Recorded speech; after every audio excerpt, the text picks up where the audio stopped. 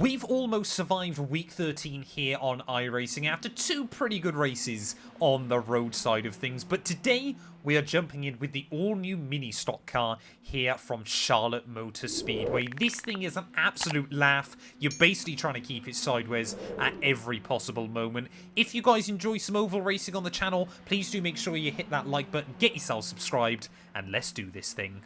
Well, here we are then down on the grid, ready for 20 laps here at Charlotte. I've opted to start this one from the back because, honestly, I'm expecting it just to be chaos there as immediately. Haven't even got going yet, and everyone is already checking up against each other. I'm looking forward to this, though. Once again, it is a race where SR and I rating don't matter, so I'm expecting it just to be just carnage, to be honest. The safety car is in. Let's get ready to go green flag racing then here at Charlotte. This thing sounds brilliant. I absolutely love it from doing a few laps in practice. And once again, yeah, another new car for me to take on here in iRacing as well. As already they're 3 wide just in front of me. I'm hoping we don't just get wrecked on lap 1, to be completely honest. But I am happy to sit at the back. Nice and early in this race. It looks like Sam, who was on my outside there, got the jump on me. Oh no, that guy's blowing his motor. That took about 10 seconds. That's incredible. I'm guessing he either shifted the wrong way or did something bizarre with it, but either way, that was not what you wanted to do. But yeah, as you can immediately see though, once you get this thing up towards the highest speeds, you're just drifting it everywhere. Like through every corner, you're basically counter steering most of the time.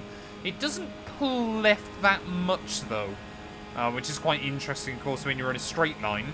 But yeah, as you get into a corner, you can see you basically just tip it in, and then that's all you're doing, is just drifting it. Now, in practice, I have found you can get runs on other cars, as those two are about to take each other out as well. Yellow car almost into the shadow realm. Just be careful, see where he's going to rejoin there, right alongside the blue car still.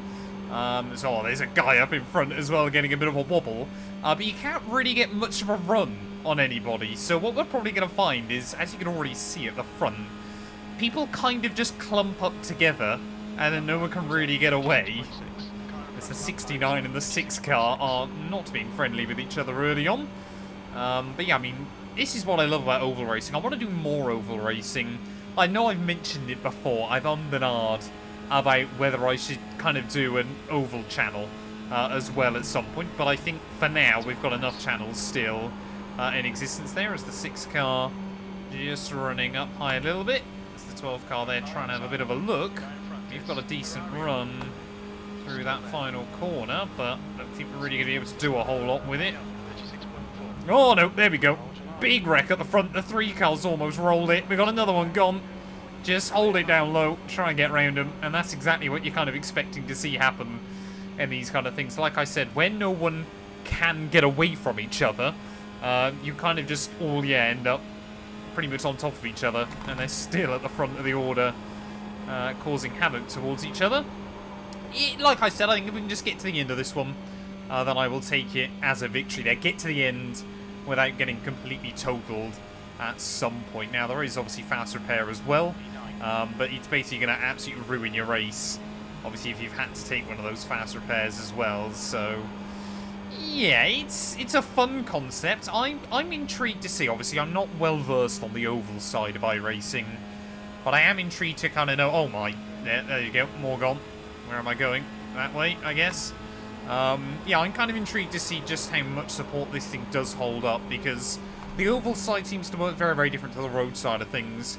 Cars like this that you would expect not to kind of hang around for very long, oval-wise, seem to be really, really popular, as I'm still maintaining a nice little window here where Marcelo behind has really dropped back, but we're kind of just sitting at the back of the front group, ready for when there is inevitable chaos.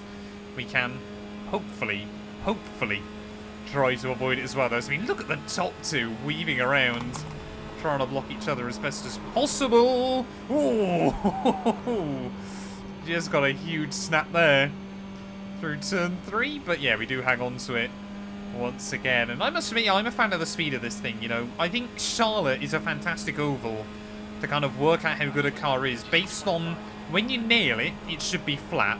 when you don't nail it, you should have the lift out there, which is exactly what we're having to do most of the time as well. Of course, when you're not in the slipstream, it is completely flat out, but you are still slower. So yeah, it is a really, you know, I've picked a good combo, I feel like, today as well.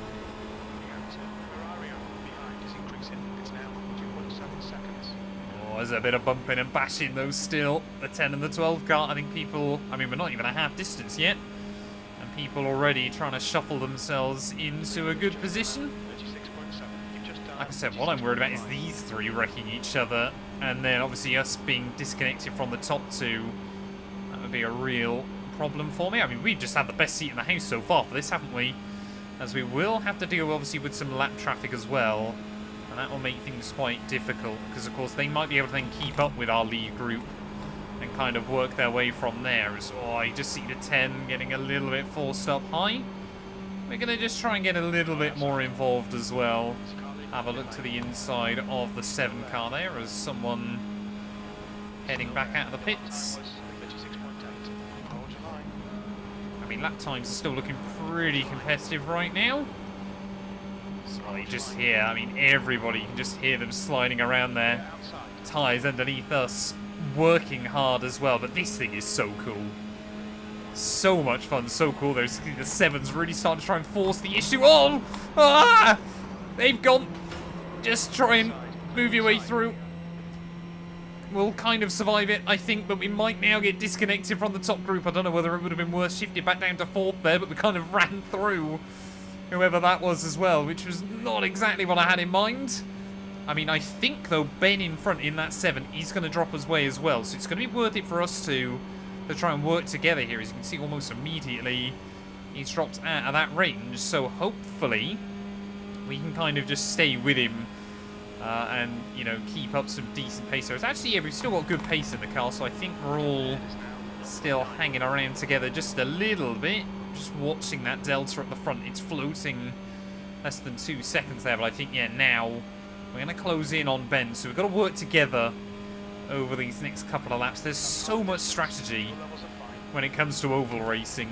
You know, for those of you that say, you know, watch Formula 1 and things like that, I've said it before and I'll say it again, oval racing is so fun, but in a very, very different way there, as we're going to try and continue getting the toe. Yeah, we're not losing any time to P1 and P2, so hopefully, oh, you just see he's going to park it on the apex there, and that might make the difference.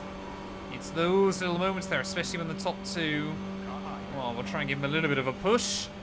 Yeah, especially when top two have now got a bit of a draft as well from the guy in front. We've got to work hard. I mean, it's just going to be foot to the floor, isn't it? Try and nail the lines, and like I said, I'm going to try and give him the inside in towards the corners if he wants it. Maybe he'll push, maybe he won't, but he's got to get a better run on us than that if we want to be able to do anything about it. We'll let him have it. Don't really know whether you want to hold the high or the low line through the corners, to be honest. Both seem to work pretty well. Because again, yeah, we're really just tripping each other over right now, but say top two have got to deal with slower cars who seem to just jump out of the way this time round. So yeah, like I said, of course the groups bunch up together, but you can't quite bunch back up in the way we would want to at the moment there, unless one of those slower cars tries to be the hero or something like that. I mean, so far in week 13 I've had back-to-back P3 finishes. If we get another one here, I know we've still got a few more laps to go, but if we did get another one here, I think I'd walk away quite happily with it. No, I would not complain, just to keep the podium streak going. But yeah, of course, with NASCAR Ignition 25 though as well, dropping next year, I definitely do want to make some oval racing content as well, you know, on that game. So hopefully, you know, we can have a bit of fun with more oval stuff. You know, I do enjoy when I can doing NISs. There we go. That's what we need to do. To start working with each other, giving each other a little bit of a push. I've got to do better lines than that, though, off the corner. Otherwise, we're going to scrub off way too much speed. As what on earth is going on up front? See cars there cutting down under the apron, trying to make something happen as they are 2 by 2 through that first corner. Come on, Ben, we can do this. We've just got to work together.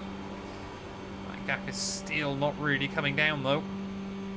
Oh, we just need a few more pushes.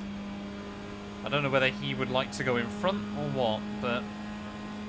yeah, it's so horrible, because of course you pick up the speed and you're like, oh, we must be gaining. But of course you've got to remember, they're doing exactly the same as another one in the wall. So now it's just 3 of them. And we might now be able to get a little bit of slipstream. That was the guy that was directly behind me, so you can see how much time you lose when you drop out of that slipstream as well there. As hopefully you're going to be able to get a little bit more of a tow. That could prove useful. Yeah, you can see now they're definitely starting to cost each other a bit more. Come on, just claim all of the slipstream you possibly can. This could end up coming down to the wire, I tell you what. With things with those gaps going the way they are at the moment, and are still able to claim a nice, healthy slipstream. That gap to the leader is coming down, and that could be really, really useful. Just a handful left as the 6 car clearly wants to jump directly out of the way as soon as he can. So we'll take the place. Have to deal with the dirty air through the banking once again there, but yeah, 2.1 now, that gap to P2. So we need to keep pushing, we need to keep working. 3 more after this one. This thing sounds good as well, I must admit. I think it does sound really, really cool. So you just see there when you scroll off the speed through the corner. I mean, we're kind of starting to get to the point now where it's, are we going to see the top 2 try and move each other or something like that? As Ben again having a look to the outside but just can't do anything with it. We need that draft off of those guys in front, but I think they've kind of stabilised themselves. But I mean, from the back of the field though, whoa, we can't really complain with how this race has gone. I feel like we've had a good strategy that has worked well for us, and I think, yeah, unless Ben tries to do something, I think he might try and get me off the final corner on the last lap. Wait and see whether he will be able to get that run. 2 laps to go here from Charlotte. Oh, what is that lapped car doing, man? Just see him there trying to move them both around. So they are still slowing each other down. Ugh, don't give me a push through the corner, man. We can't do that. We'll let him have it. Clearly, I don't know whether that was an on-purpose move or what, but I don't want to try and force too many errors about it. Actually, if the top 2 wreck each other and we can somehow come through for the win, that would be pretty good. We've still got that 7 there pushing us along. I mean, we've got to hold the low line, haven't we, on this last lap? Unless we try and let him have the place, do the old bait and switch maybe. As I think the top 2 just want to try and bring home their positions right now. See Ben and Marcelo there still not quite tripping over each other, but certainly giving each other a little bit of pain. As are we going to see anything in towards the final corner of this race? We need to make sure we nail the banking as they are going side by side. There is still a chance for something late on here as they're going to keep leaning on each other. Oh, Ben's going to try and go below the line. We'll give him a bit of a squeeze. Will we hang on? It's going to be super close, but I think we'll have him. There we go, P3 in the end. That was good fun. I enjoyed that one. These things, yeah, they really are something a little bit different, but really, really good fun as well at the end of the day there. But yeah, that was enjoyable, and always better, obviously, when you do survive as well in these kind of things. I mean, yeah, they just sound so good. Let's go take a look at our final race results. Well, there we go then. Of course, I forgot Sam just in front of me. Obviously went from the back of the field to almost winning that one. Just 1/100th of a second in it between the top 2 there. There's a little bit more of a gap between myself and Ben just behind as well, although admittedly still 26 thousandths of a second. I don't think you could cover that very easily. Miles finished in P5 as well there, and you can see everybody else was at least a couple of laps down. A 36.3 fastest lap though, and you can see just how consistent we all were at the front of the field as well. But yeah, that one was really good fun. Like I said, if you enjoyed this kind of video, please do make sure to leave a like, get yourself subscribed. I want to know whether you guys want to see me do more oval racing in the future. But yeah, we'll be back very soon with more sim racing content.